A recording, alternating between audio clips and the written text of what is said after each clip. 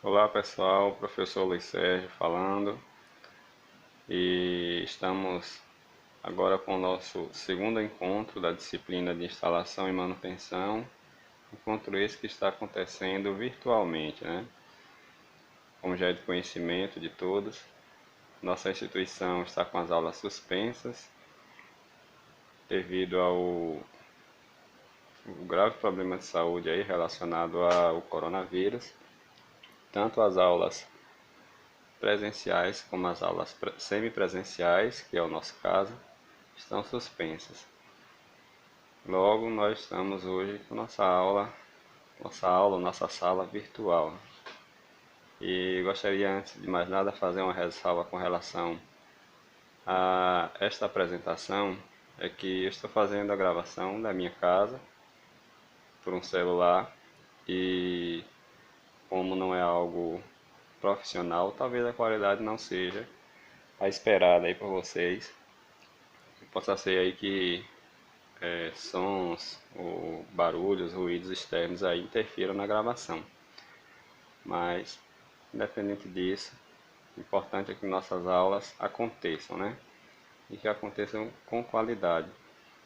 Então, essa será a nossa aula 3, né, referente ao nosso segundo encontro. Aula esta que é referente ao sábado do dia 28 de março. E esta aula irá falar sobre redutores. Falando aí sobre os redutores, conceito de redutor. Vamos observar aí o conceito. Os redutores são conjuntos mecânicos constituídos por engrenagens, destinados a alterar a velocidade e o torque de uma transmissão. Então, a imagem aí está mostrando o exemplo de uma transmissão, um exemplo de um redutor, e cuja a finalidade é fazer a alteração da velocidade, ou aumentar ou diminuir a velocidade. E esse aumento ou diminuição interfere no torque, né? Nós comentamos isso em sala, a questão do torque. O torque é uma força relacionada a equipamentos rotatórios, né? Rotativos, desculpa. Como por exemplo, motor, uma bomba, uma turbina. Então, todo equipamento que tem rotação, ele oferece um torque ao invés de força, né? Então, o redutor tem essa característica. Se nós alterarmos a velocidade, por exemplo, aumentarmos a velocidade, o torque tende a diminuir. E o contrário também acontece. Se a velocidade diminuir, o torque tende a aumentar.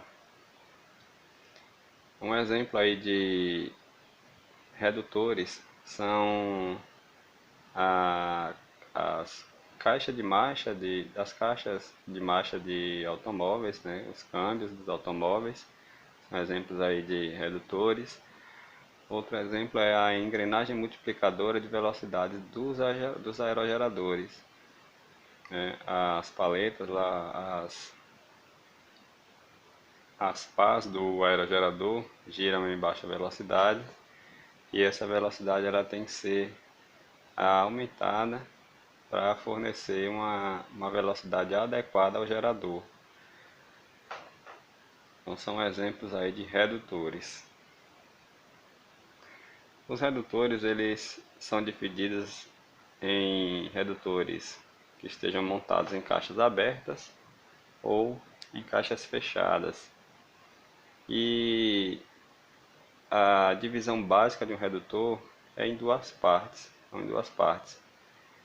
Então, o redutor ele é composto aí por uma máquina motora e uma máquina movida. A máquina motora, nós podemos aí movimentar um redutor com motor elétrico, com motor a combustão, e a máquina movida é a máquina que vai receber esse movimento, como por exemplo uma bomba, ou o exemplo do automóvel, as rodas do carro, ou no exemplo do aerogerador, o próprio gerador que fica lá na nacelle.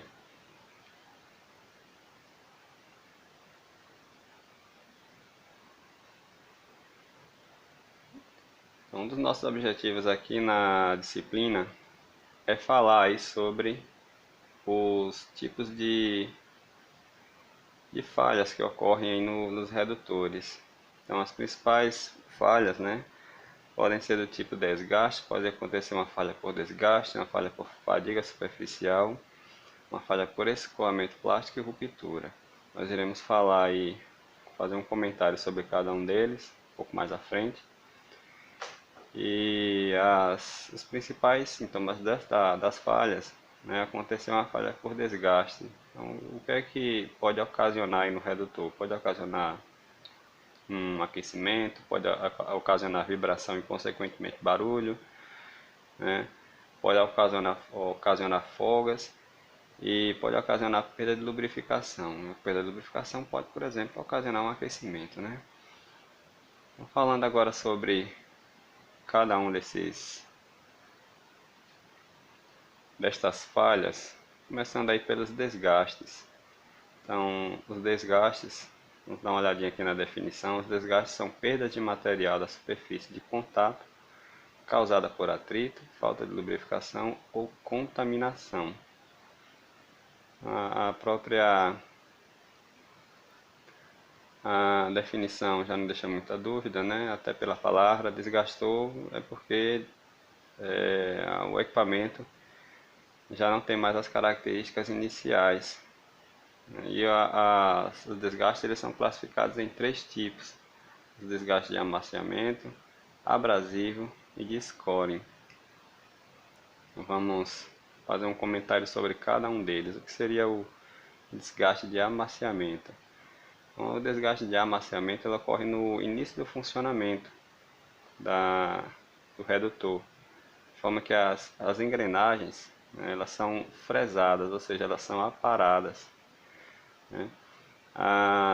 Os dentes das engrenagens possuem algumas micro-irregularidades e essa fresagem dos dentes no momento inicial do movimento retira essas micro-irregularidades, amaciando, ou seja, entre aspas, alisando, né, a superfície da engrenagem do redutor. Então isso é um desgaste, é uma falha que acontece com o equipamento, com o seu uso. Um outro tipo de desgaste é o desgaste abrasivo. Então a abrasão, o desgaste abrasivo ocorre quando há penetração de partículas abrasivas no engrenamento, né, entre as engrenagens. Um exemplo de material abrasivo são pós, pó metálico, areia, são materiais abrasivos. Então esses materiais eles podem provocar o desgaste da engrenagem. E o terceiro tipo de desgaste é o desgaste chamado de scoring, né, que é o arrancamento do material da engrenagem devido a alta temperatura. Então o primeiro amaciamento foi também uma espécie de arrancamento do material, só que esse sendo por fresamento. O score é devido a baixa lubrificação, uma baixa lubrificação, consequentemente o equipamento vai funcionar da maneira inadequada. E um dos sintomas é o aquecimento, né? Então vai provocar o aquecimento da engrenagem. E esse aquecimento, essa alta temperatura, né? E, inclusive devido à alta velocidade com que a engrenagem gira, vai provocar o arrancamento do material. Então esses aí são os três tipos de desgastes, né? Que é um dos tipos de falhas. O segundo tipo de falha é a falha por fadiga. Então, segundo a definição, as fadigas são o arrancamento do material da superfície de contato formando cavidades. No desgaste anterior, o material estava sendo arrancado, né? Seja por fresamento, seja devido à alta velocidade. Neste tipo de falha, a fadiga, o arrancamento do material ele é feito, é provocado, né? E dos sintomas, das falhas visíveis é a formação de cavidades, né? Os chamados pits. Então as imagens aí exemplifica aí os pits, né, as cavidades ou os buracos, né, que são formados. E uma consideração a respeito dos pits, das cavidades, é que uma vez iniciada a, a fadiga, né, uma vez iniciada a cavidade, ela não volta mais para o seu estado inicial. A tendência agora é só piorar com o passar do tempo. Então é por isso que a imagem aí está mostrando três fases da falha. Nós temos aí a falha inicial, né, que é o momento em que surgiu ali o pit, e aí de acordo com o uso ela só tende a piorar. Então passa para o pit moderado até chegar à condição em que a engrenagem vai ser totalmente inutilizada. Então essa foi a nossa segunda falha, a chamada falha por fadiga. A terceira falha, a chamada falha por escoamento plástico, vou ler a definição e mostrar aqui no gráfico o que é o escoamento plástico, né, que é uma característica dos metais. Não só dos metais, mas materiais que sofrem tração. Então, um exemplo de... Desculpa, primeira definição, né? Escoamentos plásticos são deformações das superfícies dos dentes causadas pelas tensões que excedem o limite de escoamento do plástico do material. Então, o que é o escoamento plástico, né? Nós vimos a definição desse tipo de falha na engrenagem, mas na verdade o que é esse escoamento plástico? Eu vou tentar fazer um desenho aqui, vamos ver se eu consigo. Vou voltar.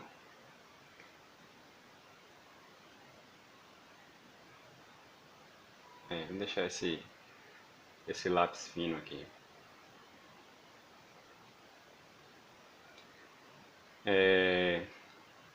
Então observe o gráfico que está aí ao lado da imagem da engrenagem. Então, escoamento tentando falar da maneira simples, o escoamento é esticar o material. Vamos levar como exemplo um plástico, né, um saco plástico, ao invés de darmos exemplos aqui com o metal, né, com a engrenagem, que acontece com a engrenagem, para ficar mais fácil a visualização, vamos levar em consideração o plástico, é um saco plástico. Então, um saco plástico, se você começar a puxar, ele vai se esticar, é óbvio, né? Então, ele pode chegar um momento em que o plástico se rompa ou não, vai depender da força que você vai aplicar. A força de tração, né? Já que você está puxando, esticando, é a força de tração. Essa força de tração aqui em processo de fabricação, na nossa disciplina aqui de instalações, ela é conhecida como uma tensão, né? Nós estamos aplicando uma tensão, não é a tensão eletricidade não, né? A grandeza é a eletricidade, é a tensão mecânica, né? Então é puxar o material. Então imagine se vai puxando um saco plástico e a depender da tensão que você aplique no saco, na sacola, essa sacola pode se romper ou não. Só que antes de se romper, ela passa por um processo até chegar nesse rompimento, né? Ela passa por algumas fases. Então o que o gráfico mostra aí são essas fases que acontecem com o material antes dele se romper. Então observe aqui no desenho, no gráfico que nós temos aí dois eixos, né? O eixo do X, esse aqui, né? Eixo X e o eixo Y. Deixa eu apagar aqui o eixo X e o eixo Y. Então no eixo X nós temos aí, desculpa, no eixo Y, que é esse aqui, né? Nós temos a tensão que está sendo aplicada na sacola, ou seja, a força que eu estou fazendo na sacola. E aqui embaixo é o comportamento da sacola. Como é que fica a aparência dela, vamos assim dizer, né? Deixa eu apagar novamente.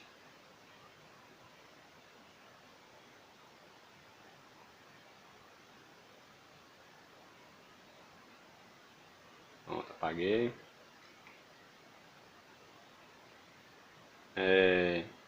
Então, ó, No momento zero, isso quer dizer que eu não estou puxando a sacola, né? Não estou tracionando a sacola. Aí observe que à medida que eu aumento aqui no gráfico, né? Eu aumento a força que eu aplico a sacola, eu puxo com mais força a sacola. O que que acontece com ela? A sacola, ó, eu estou puxando muito aqui, ó. Estou começando a puxar a sacola. Então, à medida que eu puxo a sacola, ela começa a se deformar. Então, a parte horizontal aí representa a deformação. E essa deformação, ela pode acontecer vamos resumir aqui em duas etapas. Essa deformação, ela pode ser do tipo elástica. Então, o que é a deformação elástica que está acontecendo do ponto zero até aqui, ó? A deformação elástica é aquela deformação em que você puxa o material, imagina o elástico mesmo, você puxa o elástico, quando você retira a força, né, retira a tensão, o elástico volta ao seu estado inicial, né, ele volta lá não, não fica mais esticado, né? Você puxa, estica e quando solta ele volta para a condição inicial. Então, com alguns materiais ocorre da mesma forma, como por exemplo o plástico. Então, o plástico ele vai se deformar, né? E se você soltar, ele volta para a condição que estava antes. Ele apenas estica como se fosse um elástico. Então, essa deformação é chamada de deformação elástica. Só que se você aumentar a força, né, ele vai se esticar mais como um elástico, porém vai ter essa elasticidade tem um limite. Então você aplicou a força lá, ela se esticou como se fosse um elástico. Se você ultrapassar essa força limite, o que vai acontecer com o material é que ele pode ou não retornar para o estado inicial. Então eu estou esticando o plástico, né? Aplicando uma força muito grande. Se eu soltar, ele pode voltar. É deformação elástica. Agora, se eu continuar puxando mais, com mais força ainda, aí pode chegar à condição do plástico não retornar mais, né? Como se fosse o elástico, ele não retorna mais.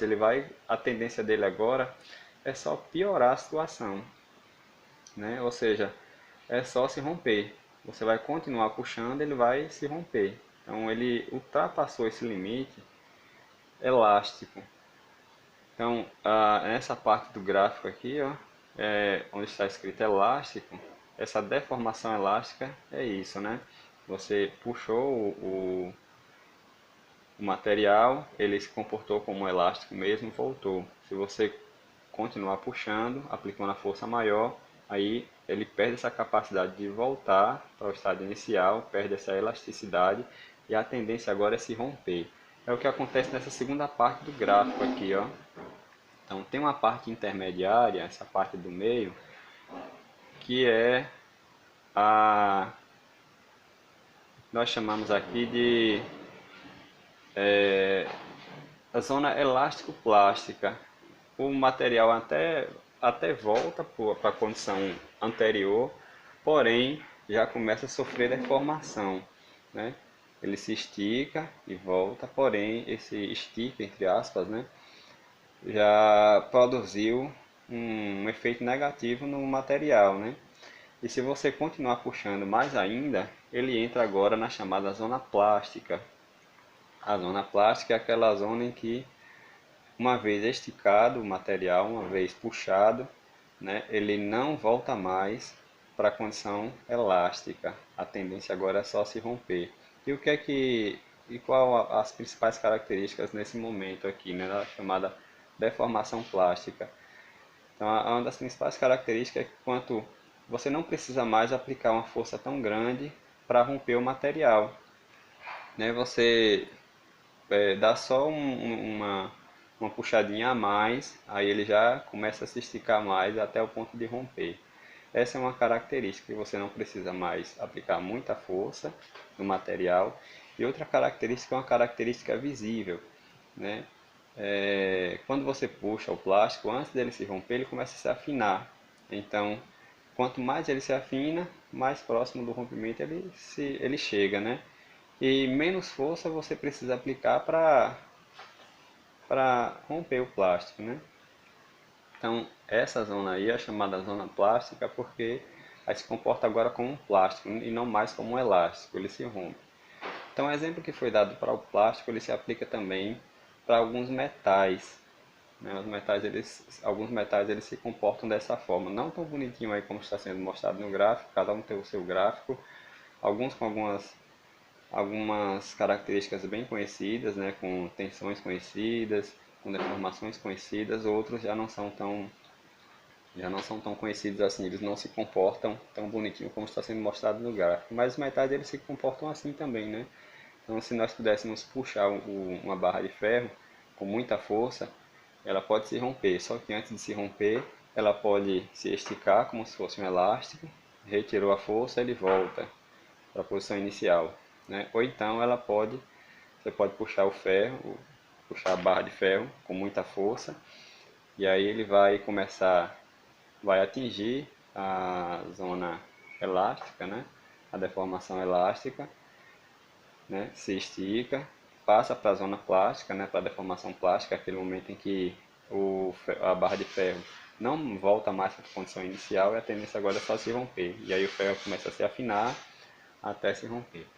Então, espero que você tenha entendido o que é o escoamento plástico, né, a deformação plástica do material, e esse tipo de deformação também ocorre no, nas engrenagens do redutor. E o que é que pode causar o escoamento plástico? O que pode causar são altas cargas, né, altas forças aí atuando na engrenagem, a baixa dureza do material e a lubrificação insuficiente.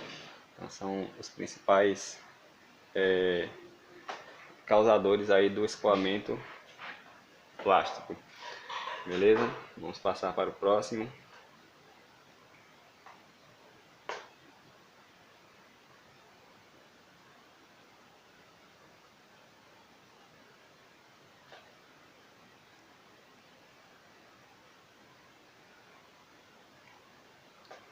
Então, a última falha, chamada falha por ruptura, então o próprio nome já está falando aí, ruptura é uma quebra, né? Então, o que acontece aí é a quebra do material. E essa quebra ela pode acontecer aí por desalinhamento entre as engrenagens, né, uma trinca.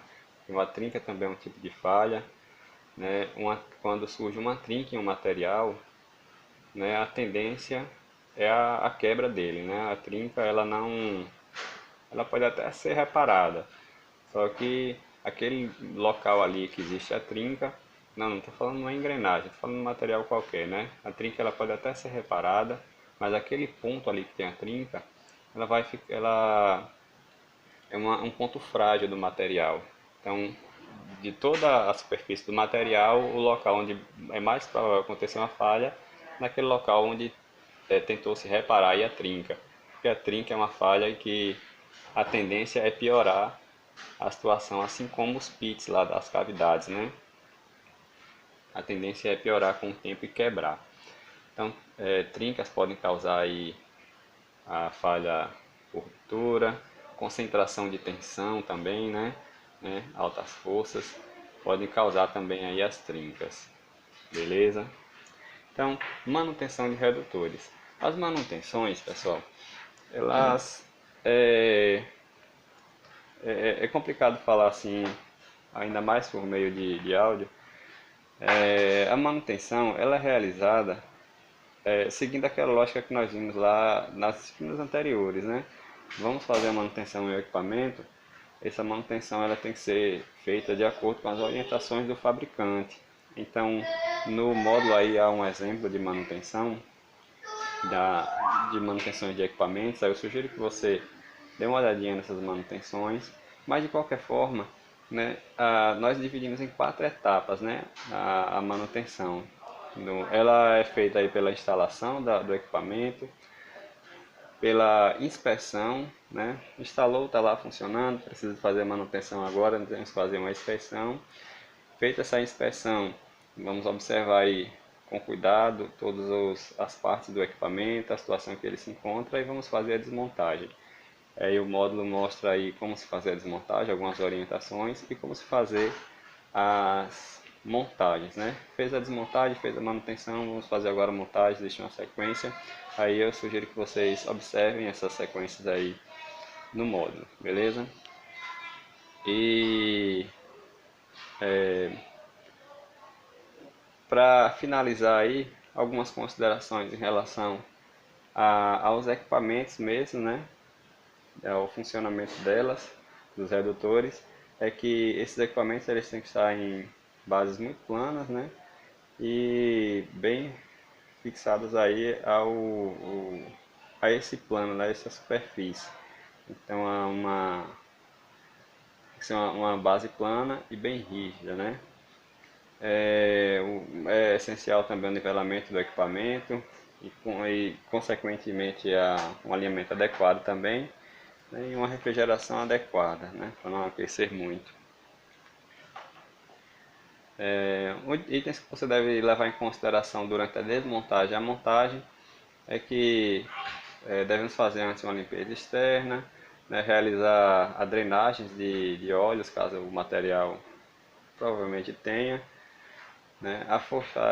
Ter cuidado aí ao afrouxar e remover os parafusos e muito cuidado também ao remover e içar, ou seja, levantar as partes. Beleza, pessoal? Então, a aula 3, aí as considerações que eu gostaria de mostrar para vocês em relação aos redutores são esses. Eu sugiro que você faça uma revisão estudando pelo módulo esse conteúdo e caso tenha alguma dúvida, pode entrar em contato comigo e nós tiraremos aí a nossa dúvida, beleza? Então, um abraço para vocês e até a nossa próxima aula 4, né, do nosso segundo encontro. Até mais, pessoal. Valeu!